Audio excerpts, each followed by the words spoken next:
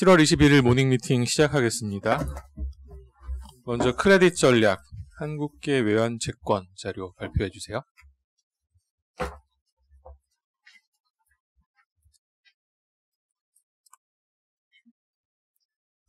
네, 한국계 외환채권 KP물 관련해서 말씀드리겠습니다. 일단 올해 초 이후 지금까지 KP 투자 성과는 인덱스 기준으로 약 4.2%로 좀 우수한 모습 보이고 있고요. 강세 흐름은 하반기에도 이어질 전망인데, 다만 미 국채 금리가 당분간은 좀 박스권을 보일 것으로 보임에 따라서 강세폭은 다소 줄어들지 않을까라고 판단하고 있습니다. 일단 선진국 대비해서 신흥국 크레딧 스프레드 비율은 약 3.1배 수준까지 상승했습니다. 2015년 이후 좀 상대적인 스프레드 매력도가 좀 최대 수준까지 상승했다고 보시면 되고요. 특히 부도율 전망치가 선진국이나 신흥국이 아직까지는 유사하기 때문에 신흥국 크레딧에 대한 자금 집행이 늘어날 수 있을 것으로 보이고 있습니다. 특히 KP 같은 경우에는 대표적인 신흥국 우량 크레딧이기 때문에 좀 수급 측면에서 수혜를 입지 않을까 판단하고 있고요. 국내 기업에 대한 글로벌 신용 등급 조정 역시 좀 일단락되면서 등급 불확실성 해소된 것으로 판단하고 있습니다.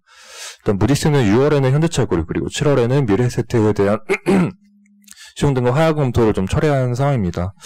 특히 한국의 실물 경기가 좀 코로나19 여파에서 좀 비교적 빠르게 벗어나고 있다고 평가되고 있는 점까지 감안했을 때 국내 기업에 대한 시용도는 좀 비교적 장기적으로 모니터링하지 않을까 판단하고 있습니다.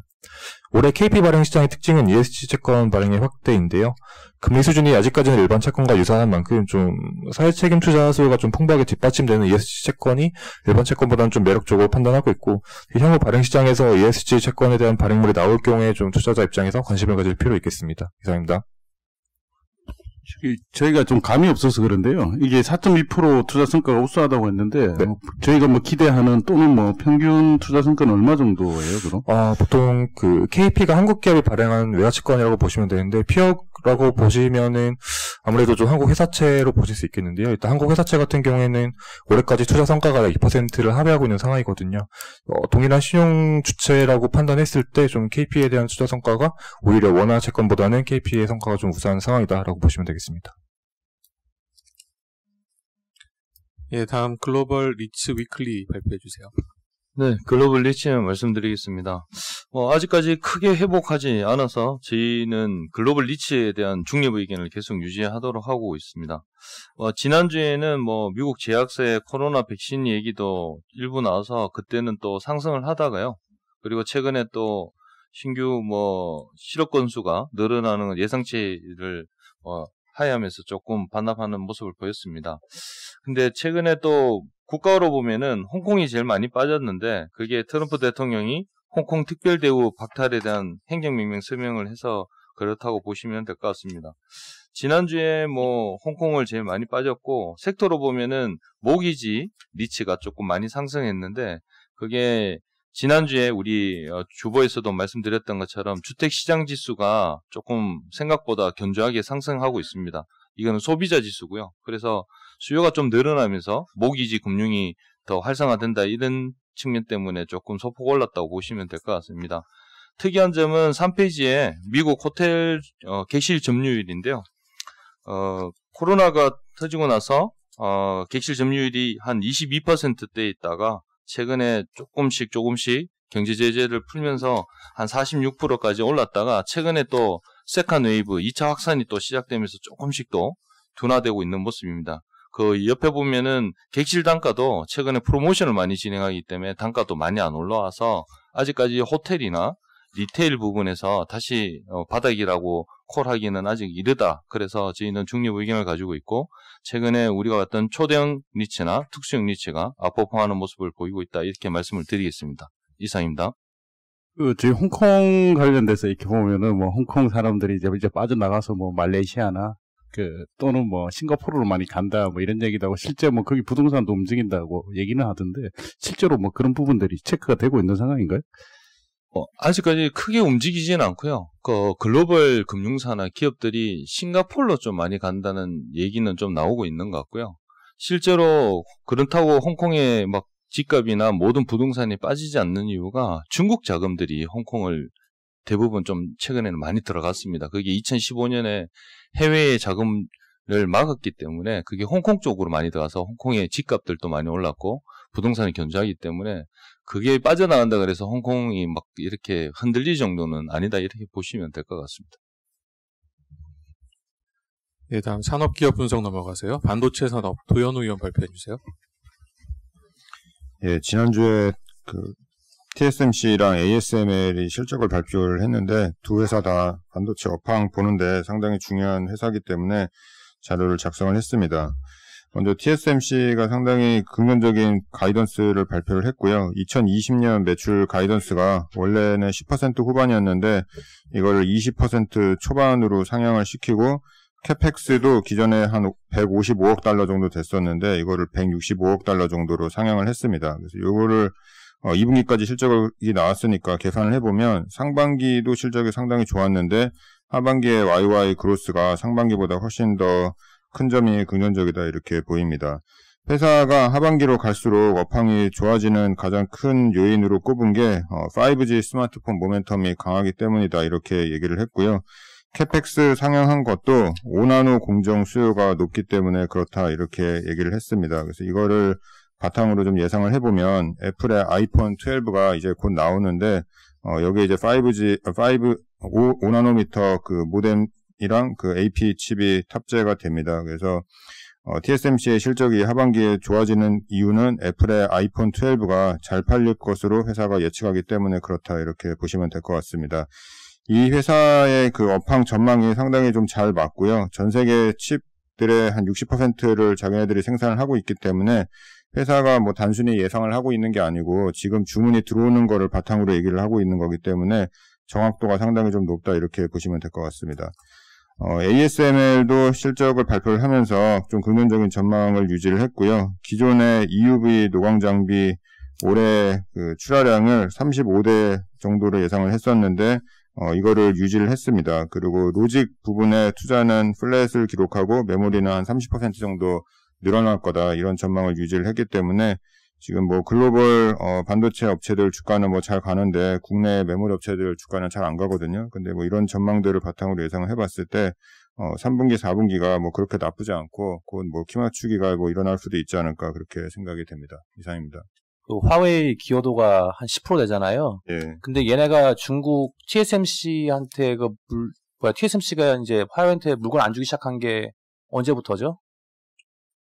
한 달 정도 됐고요. 지금 주문을 받은 거는 회사가 생산을 하고 있고 회사가 얘기를 한 거는 9월부터는 이제 매출이 거의 0으로 떨어진다 이렇게 얘기를 했습니다. TSMC의 실적에서 화웨이가 차지하고 있는 비중이 방금 말씀하신 것처럼 11% 정도 됩니다. 근데 이 11%의 매출이 뭐 1월부터 12월까지인데 그리고 9월부터 12월까지 한 30% 정도가 날아가는 거거든요. 한 3%가 날아가는데도 불구하고 올해 전체 매출 그로스 전망을 10% 후반에서 20% 초반으로 올렸다라는 게 상당히 좀 긍정적이다 이렇게 보면 될 것 같습니다. 그리고 5G 핸셋이 좀 더 건의하는 것 같고 나머지는 또 뭐 있죠? 세분화시키면은 거기서 하고 있는 5G 핸드폰이랑 그 HPC인데 HPC가 이제 하이 퍼포먼스 PC거든요. 주로 이제 AMD가 인텔은 자기네들 칩을 이제 자기네들 팹에서 만들고 AMD가 TSMC에서 만드니까 AMD의 서버용 그 프로세서도 수요가 상당히 좋다 이렇게 생각할 수 있을 것 같습니다.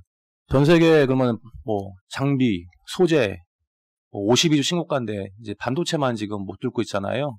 그 큰 이유가 뭐라고 보세요? 그 메모리 반도체들만 주가가 지금 별로 안 좋은데 그 시장에서 이 로직 반도체는 이제 성장성이 뭐 이렇게 회사들이 얘기하는 것처럼 뭐 긍정적으로 보이는데 메모리 반도체는 뭐 3분기에 가격이 뭐 안 오를 것 같고 4분기에 시장에서 뭐 좋게 보는 저희들은 한 3%에서 5% 정도 빠진다고 보고 안 좋게 보시는 분들은 뭐 15% 가까이도 빠진다 이렇게 생각을 하시거든요. 그래서 그런 점들 때문에 주가가 좀 눌려 있는 상황인데 실제로 뭐 로직 반도체 업황을 봤을 때 메모리 반도체도 뭐 그렇게 안 좋지는 않다 저희는 그렇게 생각을 하고 있습니다. 그래서 3분기 실적이 긍정적으로 나오고 4분기도 가격이 생각보다 많이 안 빠진다 이런 뭐 공감대가 형성이 되면 메모리 반도체 주가도 좋고 따라잡을 수 있지 않을까 그렇게 생각이 듭니다.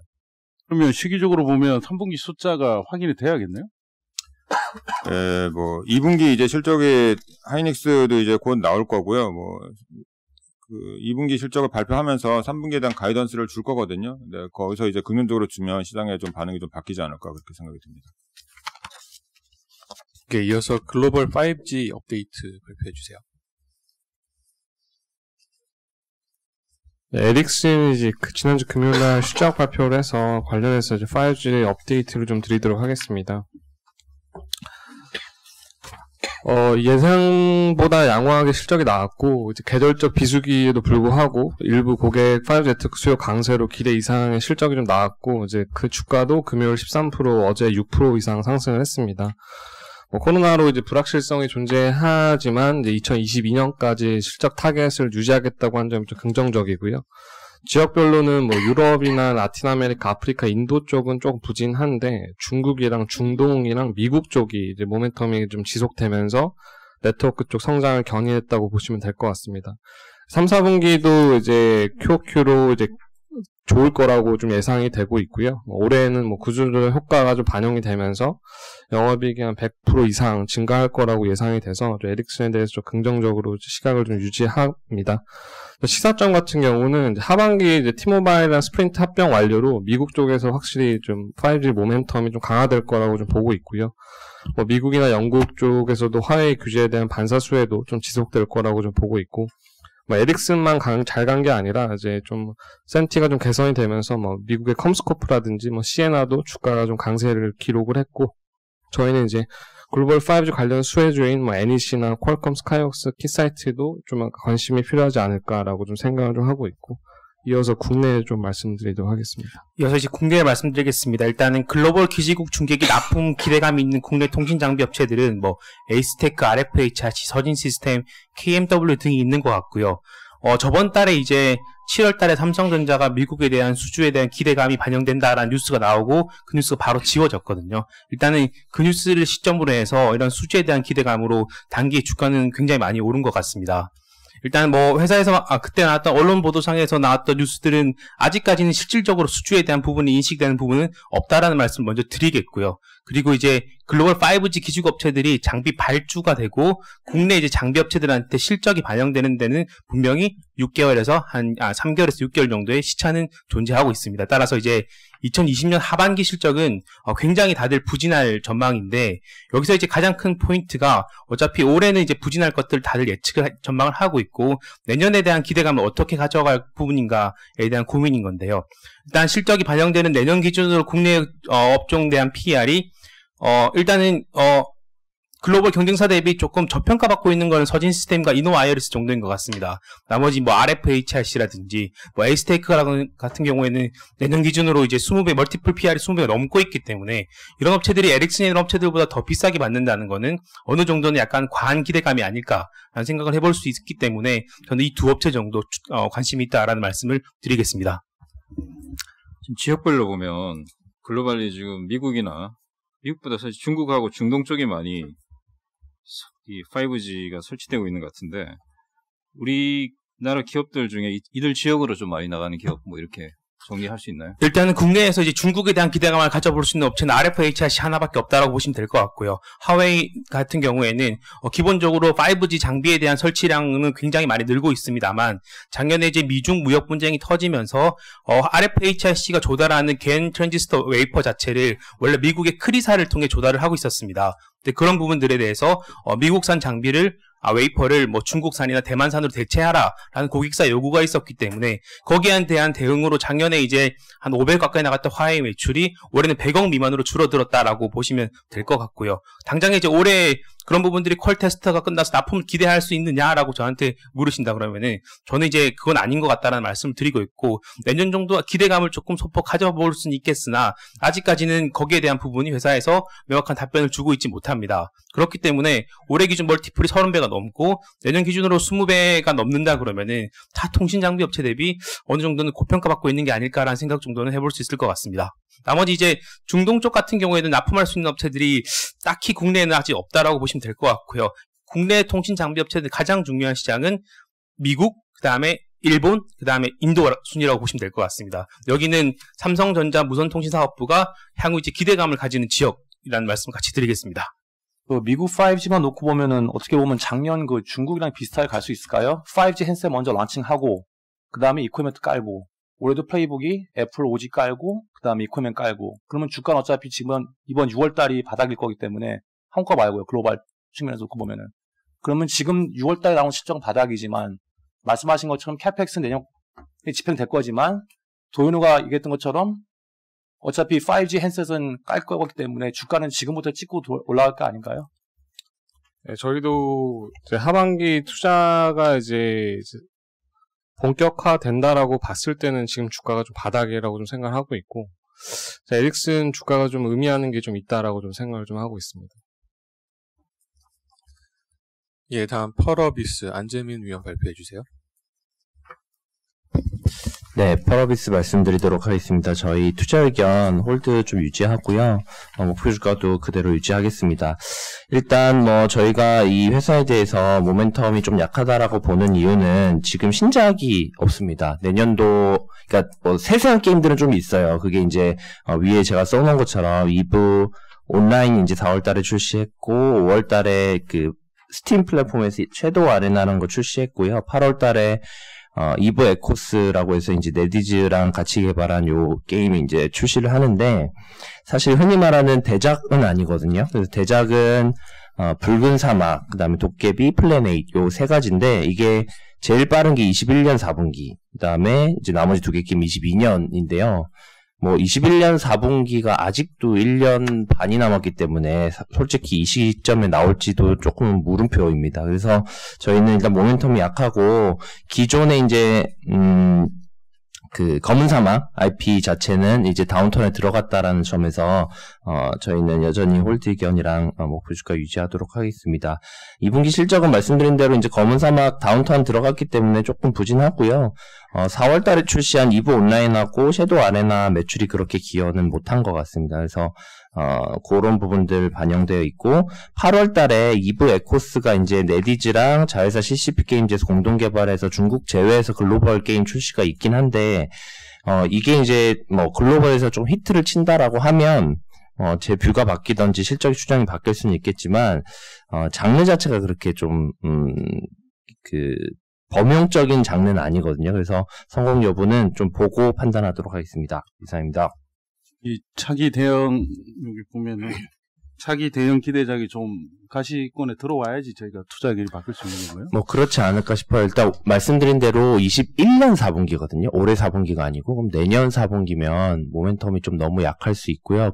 그래서 실적 추정치를 보시면, 플랫이에요. 그러니까 올해 내년, 작년 올해 내년까지 거의 변동 없다라고 보시면 되는데, 그러면 밸류에이션도 그렇게 매력이 없고, 저희 게임주들이 보통 이제 신작 출시가 조금 임박하는 한 6개월에서 1년 사이부터 모멘텀이 좀 붙는다라고 하면, 일단 올해는 아닌 것 같습니다. 지금 NC가 아마 고점도에 비해서 한 14, 5% 정도 빠진 상황인 것 같은데, 요 관련해서 지금 투자가들은 좀 종목을 또 이제 너무 많이 올랐던 종목에서 조금 나와서 상대적으로 좀 덜 오른 종목을 찾아야 되는 게 아닌가, 이런 얘기를 하시는 고객들도 있는데, 지금 투자 전략 관련해서 어떤 뷰를 전할까요? 일단 저희 이제 네카엔 세 종목이 지난주부터 해서 조금 조정을 받아요. 근데 아시는 대로 이렇게 이슈가 있었다기보다는 그동안 많이 오른 거에 대한 차익 실현 욕구인 것 같아요. 그래서 저는 개인적으로 아름다운 조정이라고 보고 있고요. 2분기 실적들 지나고 나면 하반기에 다시 저희가 이제 광고 성수기, 게임 성수기가 3분기, 4분기예요. 그리고 실적적인 부분들, 그러니까 경기의 회복이랑 이런 것들이랑 맞물려서 광고 시장 좋아지는 부분, 게임은 10월, 11월 가면서 좋아지는 부분들, 이런 거 감안하면 저희는 조금 찬스는 나올 것 같은데, 조금 이제 수급이 조금 꼬여 있는 상황이라 한 이번 주 정도까지는 일단 타이밍 좀 보자라는 관점입니다. 네, 다음 J컨텐트리 이화정 연구원 발표해 주세요. 네, J컨텐트리 말씀드리겠습니다. 지난번에 저희 스팟성으로 한번 말씀을 드렸었는데 7월 15일부로 저희 공시가 하나 났습니다.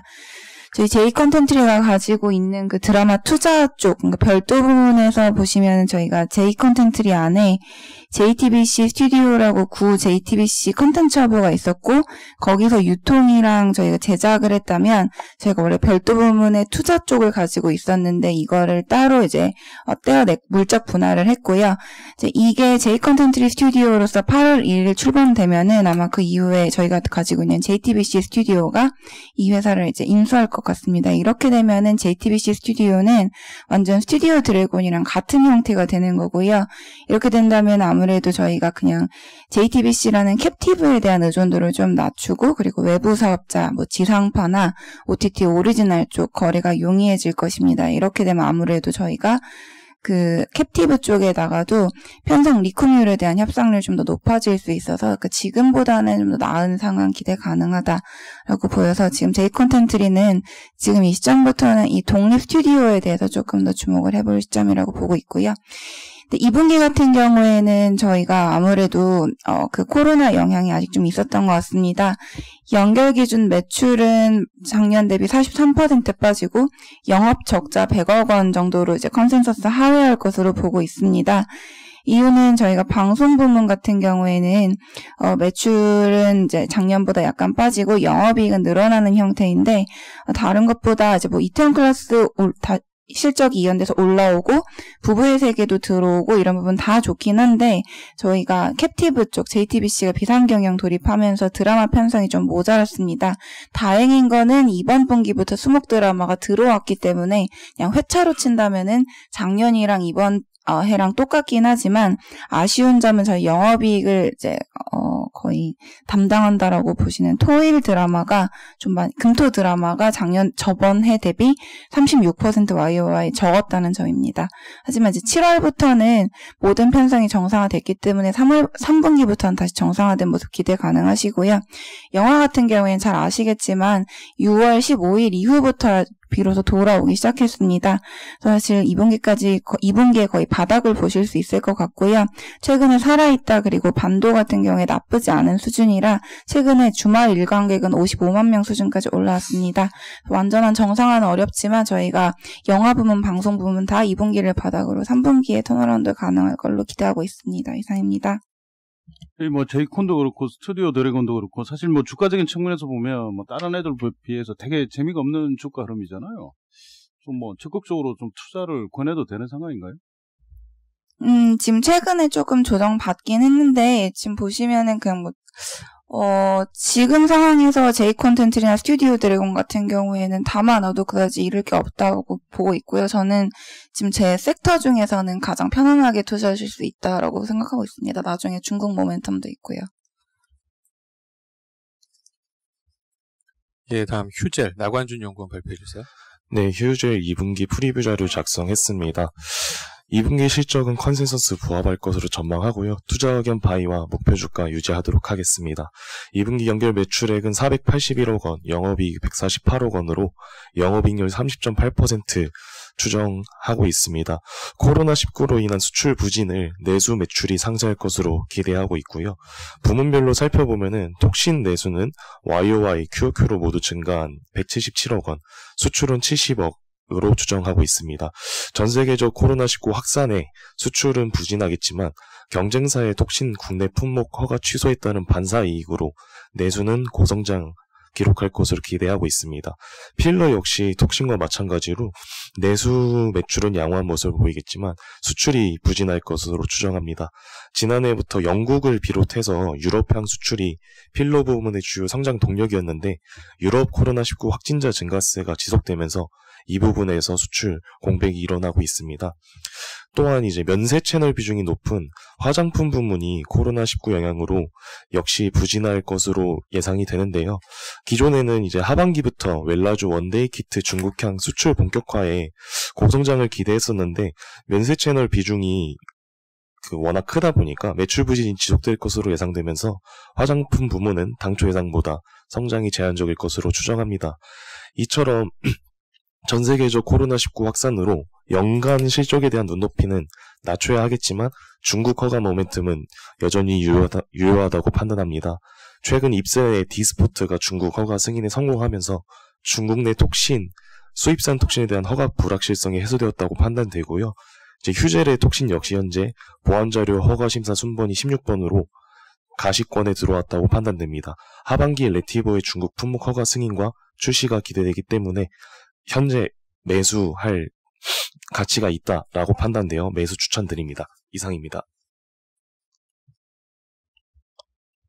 예, 이어서 녹십자 구한성 연구원 발표해 주세요. 예, 어제 공시를 통해서 캐나다 공장과 그 미국 혈액원 사업을 그리폴스라고 하는 글로벌 혈액제제 기업에 매각한다라는 뉴스가 나왔습니다. 그래서 총 계약 규모는 5,500억 규모이고요. 기존에 이 미국 사업에 투입됐던 자본이 한 3,000억 정도여서 한 2,000억 이상의 이제 수익을 남겼다라고 판단이 되는데, 근데 이거를 이제 뭐 단기적으로 보면 재무 건전성 확보 측면에서 호재다라고 볼 수는 있는데, 중장기적으로는 일단 주가에는 부정적 이벤트로 판단이 됩니다. 왜냐하면 어쨌든 IVIG 미국 허가가 2년 이상 딜레이 되면서 공장이 상당 기간 놀고 있었고요. 그리고 코로나로 인한 운영의 제약도 있었기 때문에 뭐 어쩔 수 없는 매각으로 볼 수도 있고요.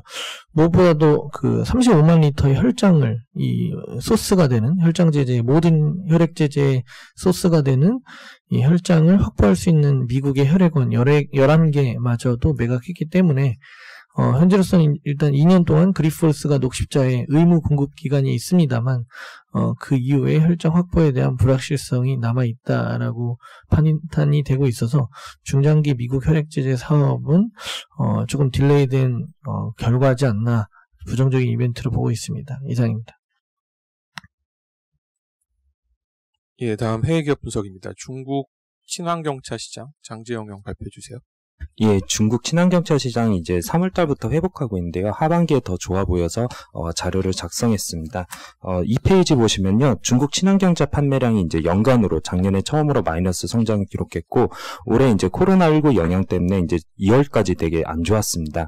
그러면서 중국 지방 정부들이 이제 친환경차 관련된 보조금 정책을 발표했고요. 중앙 정부가 4월 달부터 이제 친환경 보조금 연장안을 발표했습니다. 또한 6월 달에는 친환경차 2021년부터 23년까지 크레딧 비율을 이제 발표했는데요.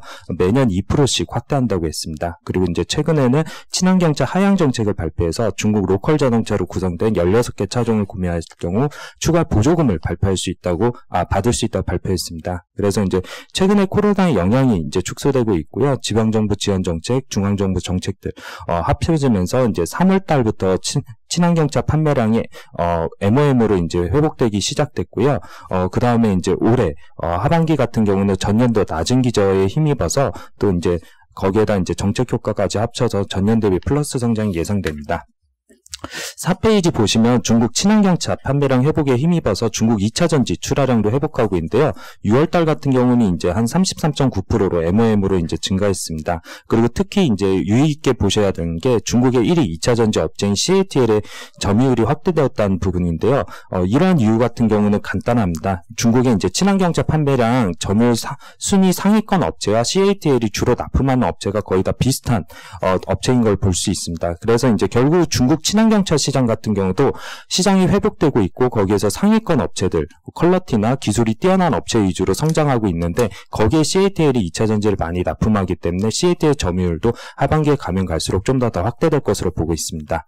최근에 이제 글로벌적으로 테슬라 모델 3가 열풍인데요. 중국도 예외는 아닙니다. 테슬라 같은 경우 중국에 2018년 이제 자회사를 설립했고요. 2019년 1월에 1기 상해 기가팩토리 착공을 했고 단 10개월 만에 9월에 완공했습니다. 그리고 12월에 친환경차 보조금 리스트에 편입되고 12월에 양산하고 올해 1월부터 모델 3가 이제 고객에게 인도됐습니다. 그래서 중국의 이제 테슬라 모델 3 판매량을 보게 되면요. 4월 달만 제외하고는 다 전월 대비 증가하고 있습니다. 4월 달 같은 경우는 친환경차 보조금에 관련된 세치간에서 내용들이 있었는데 30만 위안 이하여야지만 받을 수 있는데 이게 약간 포함이 안 되면서 제외됐다가 다시 가격을 인하하면서 지금 보조금을 받고 있고요. 그러면서 판매세가 회복되고 있습니다. 그래서 상해 기가팩토리 같은 경우 현재 1기 기준으로 20만 대인데요. 올해 연말까지 2기가 완공되면 50만 대고요. 그리고 내년 1분기부터는 모델 Y의 양산이 예정돼 있기 때문에 올해는 모델 3 그리고 내년에 모델 Y까지 합쳐져서 테슬라의 중국 돌풍은 이어질 것으로 보고 있습니다. 6페이지 보시면요. 최근에 많이 우려하고 있는 게 미중 분쟁 때문에 테슬라가 중국에서 좀 사업이 어렵지 않을까 이런 부분들을 볼 수 있는데요. 제가 세 가지 부분을 통해서 그렇지 않다라는 부분을 좀 말씀드릴 수 있습니다. 오히려 테슬라 같은 경우 중국 정부의 적극적인 협조와 지원을 받고 있는데요. 첫 번째는 상해 기가팩토리가 되게 빠르게 완공됐습니다. 거의 뭐 착공 9개월, 거의 10개월 정도 된 시간 만에 이제 완공이 되었고요. 12월 만에 양산을 했습니다.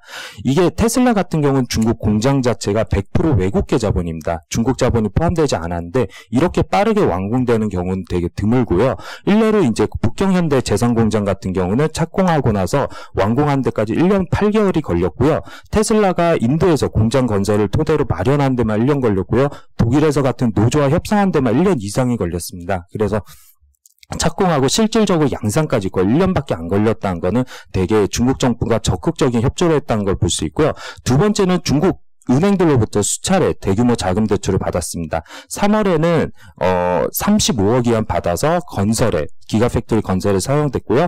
또 12월에는 5년간 100억 위안을 받았습니다. 그래서 35억 위안 부채 상환하고 남은 자금은 운영 자금으로 했고요. 또 올해 5월에는 코로나19 이후 운영 재개를 위해서 또 40억 위안을 자금을 대출받았습니다. 외국 기업이 이렇게 이제 수차례 단기간에 그것도 이익을 잘 내지 못하는 기업이 상업은행으로부터 자금 조달할 수 있었던 경우가 거의 희박했기 때문에 이런 부분도 볼 수 있고, 마지막은 친환경차 구매 보조금 리스트에 포함되었던 겁니다. 그리고 이런 내용들을 봤을 때 결국은 중국 정부가 테슬라를 거의 중국 시장 내에서 어느 정도 협조하고 지원하면서 육성하기 원한다는 건데요. 이건 중국 정부의 정책과도 밀접한 영향을 미치고 있습니다. 중국 정부가 2010년부터 친환경차 산업 육성을 위해서 보조금 위주로 시장을 키워왔는데요. 2018년 정도 되면서 이제 판단했던 게 너무나도 이제 친환경차 관련된 자동차 업체나 아니면 2차 전지 배터리 전 업체 같은 경우 너무 이게 우후죽순으로 이제 많이 늘어났고요. 그리고 이제 좀 시장이 난잡해졌다는 걸 느꼈고, 2018년 또 보조금 정책을 보게 되면 기술 지표들을 많이 추가를 시켰습니다. 그리고 2019년 같은 경우는 전년 대비 이제 평균 한 52% 삭감해서 결국은 중국 정부 자체가 친환경차 시장을 질적인 성장을 원했는데 그 부분에 이제 맞춰서 결국은 전 세계에서 가장 뛰어난 친환경차 업체인 테슬라를 이제 중국에서 제대로 경쟁할 수 있게 좀 지원하고 있고요. 그걸 통해서 이제 중국 업체와에도 이제 좀 질적인 경쟁을 이제 유도하려는 부분이 있습니다. 또한, 친환경차 4월 23일 날 나왔던 보조금 정책을 보게 되면요. 30만 위안 이하만 이제 보조금을 받을 수 있다고 했는데, 그때 보게 되면 30만 위안을 조금 넘었었습니다. 그래서 결국은 중국 정부가 테슬라한테 유도한 게 이겁니다. 너희가 가격을 내리기 원하고 생산원가를 낮추길 원한다면 중국의 이제 테슬라 같은 경우는 중국 부품 조달 비중이 25에서 30%밖에 안 되는데 중국 부품 비중을 더 올리면 올릴수록 가격을 낮출 수 있다. 그러면 보조금을 받을 수 있다라는 유인 정책을 이제 내놨고요. 이런 부분에 힘입어서 중국 정부가 결국은 이제 과거에도 삼성전자 핸드폰이 좋았을 때 다양한 정책들을 유인 정책을 주면서 시장을 키워왔고, 어느 정도 이제 경쟁력을 가져왔을 때는 화웨이나 이런 오포, 비보 이런 업체가 나왔던 것처럼 이 중국 친환경차 시장에서도 테슬라를 이용해서 결국은 질적인 성장, 그리고 서플라이 체인 같은 경우 완성하려고 하는 그런 의도를 볼 수 있습니다. 그래서 결론적으로는 하반기 테슬라 모델 3 판매 좋다는 거고요. 그래서 이제 LG화학 남경 공장 그리고 이제 CATL 서플라이 체인에 포함된 종목들이 이제 좋다라는 내용입니다. 네. 관련 기업으로 10페이지 창신신소재인데요. 창신신소재 같은 경우는 이제 글로벌 1위 분리막, 습식 분리막 생산 기업입니다. 그래서 뭐 LG화학 남경공장이나 아니면 이제 CATL에 모두 납품하고 있는 업체고요. 상반기 같은 경우는 이제 LG화학 남경공장에 이제 출하량이 늘어나면서 그대로 수혜를 많이 받았고요. 하반기부터는 CATL이 이제 상해 기가팩토리 이제 배터리를 납품할 계획이 있습니다. 그래서 그 부분까지도 수혜를 받을 수 있다는 게 긍정적인 부분입니다. 최근에 이제 공격적으로 인수합병이나 이제 캐파를 늘리고 있어서 계속 이 신캐파 같은 경우는 가격 원가 경쟁력도 더 낮습니다. 원가가 더 낮아서 원가 경쟁력이 더 높은 상황입니다. 그래서 신규 캐파가 늘어나면 늘어날수록 원가 경쟁력이 강화될 수 있다는 게 이 회사의 투자 포인트입니다. 두 번째 기업은 종목은 좀 간결하게 말씀해 주세요. 네. 두 번째 기업까지만 말씀드리겠습니다. 박테레고요. 우리나라 포스코 케미칼 같은 기업입니다. 인조흑연, 중국 전체 음극재는 3위고요. 인조흑연 음극재는 1위인 기업인데요.